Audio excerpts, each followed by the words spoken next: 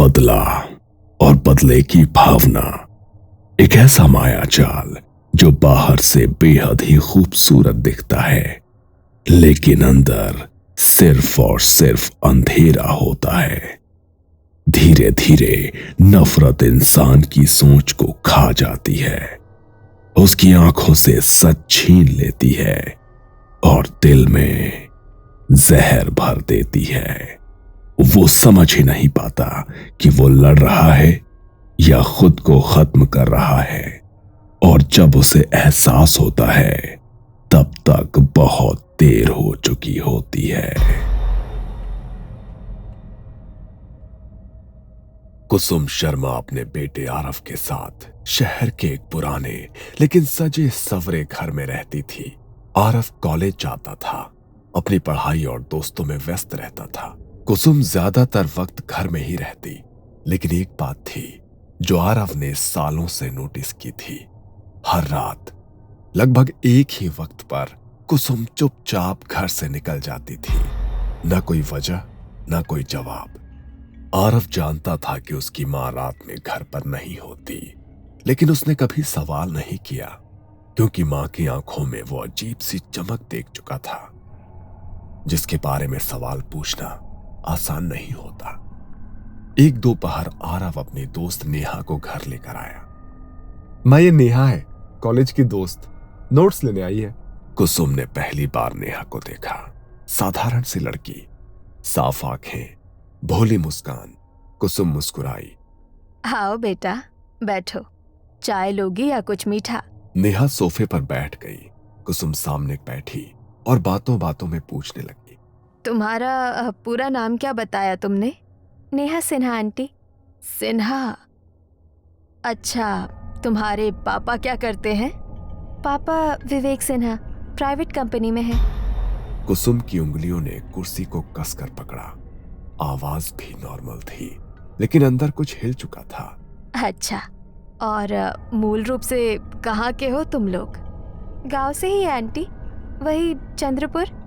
वही गांव। कुसुम का भी वही था। अब शक गहरा हो चुका था। और तुम्हारी मम्मी? रिया सिन्हा, वो भी पापा के साथ उसी कंपनी में काम करती हैं। एक पल के लिए कुसुम ने आंखें बंद की, सांस गहरी ली और फिर बिना कुछ कहे उठकर किचन की तरफ चली गई। किचन में जाते ही उसके चेहरे पर एक कातिल मुस्कान आ गई। थोड़ी देर बाद वो प्लेट में मिठाई लेकर लौटी। घर की बनाई मिठाई है बेटा, खाकर देखो। नेहा ने मिठाई खाई और मुस्कुराई। उसे क्या पता था, ये सिर्फ मिठाई नहीं थी। कुछ देर बाद आरव नोट्स लेकर आया और नेहा के पास बैठ गया। आरव बेटा, दोस्त बहुत प्यारी है तुम्हारी। आरव ने शर्मा कर नीचे देखा। तुम दोनों बस दोस्त हो या कुछ है तुम दोनों में? नेहा और आरव दोनों शर्मा गए। नेहा नोट्स लेकर उठी। थैंक यू आंटी, फिर मिलेंगे। नेहा दरवाजे की तरफ बढ़ी ही थी। जरूर आना बेटा, अब तो ये घर तुम्हारा अपना ही है। नेहा मुस्कुरा कर चली गई। आरव, कहीं तुम्हारा और नेहा का कुछ चक्कर तो नहीं? माँ, ऐसा कुछ नहीं है, वो बस मेरी एक अच्छी दोस्त है। मुझे तो वो बहुत पसंद आई। ऐसी लड़की बहू बने तो घर भर जाए। आरव बिना कुछ बोले शर्मा कर अपने कमरे में चला गया। उसे नहीं पता था, उसकी मां ने उसी पल एक फैसला कर लिया था। उस दिन के बाद नेहा का आरव के घर आना जाना बढ़ गया। कभी नोट्स के बहाने, कभी प्रोजेक्ट्स के लिए, और कई बार बिना वजह के, बस कुसुम से मिलने के लिए। कुसुम हर बार उसे बड़े अपनेपन से मिलती, उसके लिए खुद मिठाइयां बनाती और जाते वक्त जरूर कुछ न कुछ पैक करके देती। अपनी माँ को भी खिलाना बेटा, खास तुम्हारे लिए बनाई है। नेहा हर बार सिर हिलाकर हामी भर देती। वो मिठाई घर ले जाती और रिया को अपने हाथों से खिलाती। धीरे धीरे आरव और नेहा एक दूसरे के और करीब आने लगे। कॉलेज के बाद लंबी बातें, भविष्य के सपने, और कुछ ही महीनों में वो प्यार में पड़ गए। कॉलेज खत्म होते ही कुछ महीनों बाद एक शाम आरव नेहा को लेकर घर आया। माँ, मैं नेहा से शादी करना चाहता हूँ। कुसुम ने उसकी तरफ देखा, चेहरे पर खुशी दिखाई, लेकिन आंखों में कोई और ही चमक थी। उसी दौरान नेहा ने धीमी आवाज में एक और बात कही। आंटी, मेरी मम्मी की तबीयत ठीक नहीं रहती, खाना पचता नहीं, बहुत कमजोर हो गई है। डॉक्टर भी कुछ साफ नहीं बता पा रहे हैं। ये सुनते ही कुसुम के मन में अजीब सी खुशी दौड़ गई। वो जानती थी कि जो मिठाइयां रिया तक पहुंच रही थी अब उनका असर दिखने लगा था। इसके बाद सब कुछ धीरे धीरे बदलने लगा। रिया की हालत दिन प्रतिदिन बिगड़ती चली गई। नेहा का ज्यादातर वक्त अब अस्पताल और घर के बीच बीतने लगा। आरव से मिलना कम होने लगा। फोन पर भी बातें छोटी और थकी सी होने लगी और हर बार जब आरव बेचैन होकर ये बातें कुसुम को बताता, माँ, नेहा की मम्मी बहुत बीमार है। कुसुम के हाव भाव बदल जाते। उसकी आंखों में अजीब संतोष छलकता। एक रात कुसुम फिर घर से निकली। इस बार आरव ने उसके कमरे की तलाशी ली। उसे उसके कमरे में कुछ अजीब चीजें मिली। एक पानी का गिलास जिस पर लिखा था नेहा, एक पैकेट में कुछ बाल, एक रुमाल जिस पर लिखा था रिया। सुबह जब कुसुम घर लौटी, माँ, ये सब क्या है? तुम रोज कहाँ जाती हो? कुसुम कुछ पल चुप रही, फिर हंसने लगी। मैं जब भी तुम्हें नेहा की मम्मी के बारे में बताता हूँ तुम्हें कोई फर्क ही नहीं पड़ता। तुम्हें नेहा पसंद नहीं है क्या? और ये सब चीजें तुमने कमरे में क्यों रखी है? कुसुम मुस्कुराई। ये सब अचानक नहीं हुआ था। जो कुछ कुसुम कर रही थी इसकी जड़ें 20 साल पीछे दबी हुई थी। कुसुम शर्मा और विवेक सिन्हा एक ही गांव में पले बढ़े, बचपन से साथ खेले और कब दोस्ती प्यार में बदल गई उन्हें खुद पता नहीं चला। शाम के वक्त मंदिर के पीछे बैठकर बातें करना, मेलों में साथ घूमना और सपनों में एक ही भविष्य देखना। हम दोनों की शादी यही गांव में होगी। सबसे पहले पंडित जी को बुलाएंगे। और मैं शहर में नौकरी करके तुम्हें अपने साथ ले जाऊंगा। उस वक्त विवेक की बातों में भरोसा था और कुसुम के दिल में पूरा जीवन। कॉलेज खत्म हुआ, विवेक शहर चला गया नौकरी के लिए और वहीं से सब बदलने लगा। पहले रोज फोन आता था, फिर हफ्तों में, फिर महीनों में। विवेक, सब ठीक है ना? तुम बदल रहे हो। कुसुम, तुम्हें हर चीज में प्रॉब्लम दिखती है। ग्रो अप यार। और कुछ दिन बाद फोन आना बंद हो गया। विवेक और कुसुम की बातें लगभग बंद हो गई। 1 साल बाद विवेक अचानक गांव लौटा। कुसुम का दिल जोर से धड़क उठा। उसे लगा शायद सब ठीक हो जाएगा। उस शाम वो उससे मिलने गई। विवेक, अब तो सबसे बात कर लेते हैं, हमारी शादी के बारे में। विवेक ने नजरें फेर ली। कुसुम, वो बचपना था, अब जिंदगी आगे बढ़ चुकी है। मतलब? मैं रिया से प्यार करता हूँ और वो मेरे ऑफिस में काम करती है, अच्छे घर से है, हम लोग शादी करने वाले हैं। इतना कहकर वो उठ गया, पीछे मुड़कर भी नहीं देखा और उस दिन के बाद वो फिर कभी कुसुम से नहीं मिला। कुछ साल बाद कुसुम के माता पिता ने उसकी शादी विजय मल्होत्रा से कर दी। विजय अच्छा इंसान था, शहर में कपड़ों की फैक्ट्री थी। कुसुम शहर आ गई, नया घर, नया जीवन, लेकिन अतीत दिल से कभी नहीं गया। जब आरव सिर्फ 2 साल का था, फैक्ट्री में आग लग गई। विजय उस आग से जिंदा नहीं लौट पाया। एक ही पल में कुसुम विधवा हो गई। वो रोई नहीं, वक्त ने उसे रोने का मौका ही नहीं दिया। बचपन से आज तक उसने आरव को अकेले बहुत कष्टों से पाला और फिर कुछ महीने पहले एक दुकान में कुसुम की नजर अचानक विवेक पर पड़ी। वो अकेला नहीं था, उसके साथ उसकी पत्नी रिया थी। विवेक ने भी कुसुम को देखा, ना कोई शर्म, ना कोई पछतावा, ना कोई पुरानी पहचान का अपनापन। उस पल कुसुम का दिल टूटा नहीं, सुलग उठा। उसे सबसे ज्यादा ये बात चुभी कि विवेक ने एक बार भी नहीं पूछा कि कैसे हो, जिंदगी में क्या हुआ। उस दिन कुसुम ने फैसला कर लिया, उसकी हर खुशी मैं छीन लूंगी विवेक, जैसे उसने मेरी छीनी थी। बचपन में उसने गांव की बूढ़ी औरतों से कई कहानियां सुनी थी काले जादू के बारे में। किसी ने धागा बांधा, किसी ने कुछ खिलाया और किसी की पूरी दुनिया उजड़ गई।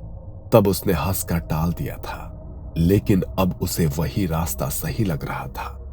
वो छुप छुप कर काले जादू का प्रशिक्षण लेने लगी। हर रात घर से निकलती और अंधेरे में अपने अंदर के अंधेरे को और गहरा करती। और जब उसे पता चला कि नेहा विवेक की बेटी है, तो उसे लगा भगवान ने खुद उसे बदले का रास्ता दिखा दिया है। मिठाइयाँ, बाल, नाम लिखा गिलास, रुमाल, ये सब इत्तेफाक नहीं था, ये सब मैंने ही किया है। इतना ही नहीं, मैंने ही नेहा को तुमसे प्यार करने पर मजबूर किया है। मेरी दी मिठाई खाकर ही वो तुम्हारे प्यार में पड़ी है। और जब तुमने उससे शादी की जिद पकड़ी, मैंने जानबूझकर रिया को बीमार कर दिया ताकि नेहा अपनी बीमार माँ को छोड़कर तुमसे मिल ही ना पाए। शादी की बातें, भविष्य के सपने, सब कुछ महीनों के लिए टल जाए। मैं चाहती हूँ पहले रिया टूटे, फिर नेहा और आखिर में विवेक। रिया बीमार पड़ चुकी है, दवाई अब बेअसर हो रही है और अब पीछे हटने का कोई रास्ता नहीं है। रिया अब ज्यादा दिन की मेहमान नहीं है। आरव रात भर सो नहीं पाया था। अगली सुबह आरव का फोन बजा। आरव, मेरी मम्मी नहीं रही। आरव के हाथ से फोन छूटते छूटते बजा। उसकी आंखों के सामने अंधेरा छा गया। वो दौड़ता हुआ कुसुम के पास गया। माँ, रिया आंटी मर गई। अब तो बस कर दो। अब तो तुम्हारा बदला पूरा हो गया ना। कुसुम की आंखों में एक अजीब सी ठंडक थी। नहीं आरव, अब नेहा की बारी है। यह सुनते ही आरव फूट फूट कर रो पड़ा। माँ, मैं हाथ जोड़ता हूँ, नेहा को बख्श दो। माँ, नेहा को बख्श दो। मैं किसी से कुछ नहीं कहूंगा। रिया आंटी को मारकर तुमने विवेक को तोड़ दिया है। प्लीज अब रुक जाओ। बस अब रुक जाओ माँ। लेकिन कुसुम के चेहरे पर जरा भी पिघलन नहीं थी। नेहा को भूल जा। मैं उससे अच्छी और सुंदर लड़की तेरे प्यार में फंसा सकती हूँ, अपने वश में करके। नहीं माँ, मैं नेहा से प्यार करता हूँ, प्लीज। उसने जोर से दरवाजा बंद किया और आरव को कमरे में कैद कर दिया। कई हफ्तों तक आरव कॉलेज नहीं गया। नेहा को चिंता होने लगी। एक शाम वो खुद आरव को ढूंढती हुई उसके घर पहुंच गई और कुसुम इसी पल का इंतजार कर रही थी। कुसुम ने दरवाजा खोला। आओ बेटा, अंदर आओ, तुम बहुत थकी हुई लग रही हो। नेहा अंदर आई। उसकी आंखें सूजी हुई थी। रिया कैसी थी आखिरी दिनों में? नेहा की आंखों से आंसू बहने लगे। पहले उन्हें उल्टियां होने लगी, फिर कुछ भी खाती तो सब बाहर निकल जाता, कभी कभी खून भी निकलता। कुसुम ध्यान से सुन रही थी। हर शब्द जैसे उसके दिल को ठंडा कर रहा था। पापा ने हर बड़े डॉक्टर को दिखाया, पर किसी की दवा काम नहीं आई। आखिरी दिन मम्मी ने जोर से चीख मारी और बस वो शांत हो गई। उस पल कुसुम के चेहरे पर सुकून उतर आया। कुछ देर बाद, खाना खा लो बेटा, मैं भी तुम्हारी माँ हूँ। नेहा मना नहीं कर पाई। ये वही खाना था जिसमें तंत्र मंत्र से तैयार आखिरी जहर मिलाया गया था। खाना खाते ही नेहा की आंखें भारी हो गई। वो बिना आरव से मिले घर लौट गई। अगली सुबह कुसुम ने आरव का कमरा खोला। कल नेहा आई थी, बहुत बातें हुई हमारी और वो खाना खाकर चली गई। आरव को अजीब सा डर लगा। उसने नेहा को फोन किया। फोन विवेक ने उठाया। नेहा बहुत बीमार हो गई है, ठीक वैसी ही हालत है जैसी उसकी माँ की थी। आरव दौड़कर नेहा के घर पहुंचा। नेहा बिस्तर पर पड़ी थी, कमजोर, डर से कांपती हुई। आरव, मैं मरना नहीं चाहती, मेरी मम्मी भी ऐसे ही तड़पी थी, मुझे बचा लो। आरव कुछ नहीं कर पाया। वो घर लौटा और माँ के पैरों में गिर पड़ा।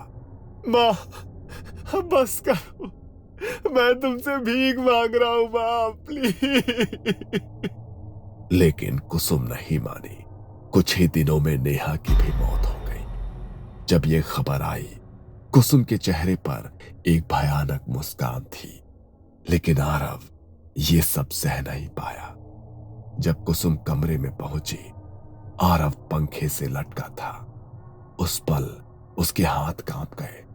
विवेक की जिंदगी तो उसने बर्बाद कर दी थी, लेकिन अब उसकी अपनी दुनिया भी खत्म हो चुकी थी। उसे उस बाबा की याद आई। काला जादू बर्बादी की राह है, ये किसी को नहीं बख्शता। और आज कुसुम के पास कुछ भी नहीं था। अगले कुछ दिनों में उसका दिमागी संतुलन पूरी तरह से टूट गया। वो कभी रसोई में बैठकर मिठाइयां बनाती रहती और कहती, रिया, खा लो। नेहा, ये आखिरी है।